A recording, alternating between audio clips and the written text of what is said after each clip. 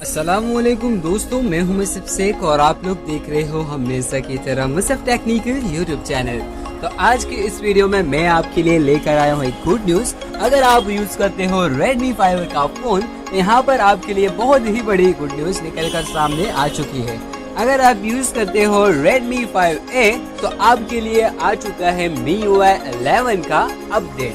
यहाँ पर जाकर चेक कीजिए अभी अपडेटर ऐप को, वहाँ पर ये अपडेट आपको देखने को मिल जाएगा।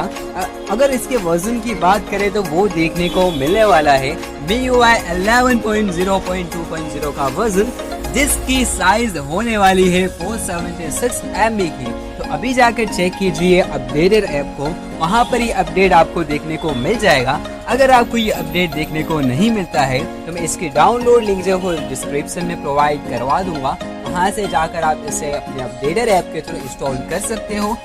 और अगर आपको ये अपडेट देखने को नहीं मिला है तो इसे डाउनलोड करके अपने अपडेटर ऐप के थ्रू इंस्टॉल कर लीजिएगा।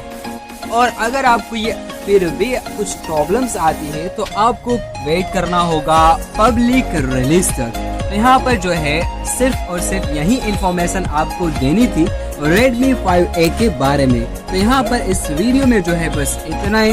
मिलते हैं नेक्स्ट वीडियो में, तब तक के stay updated with tech and thank you very much for watching this video.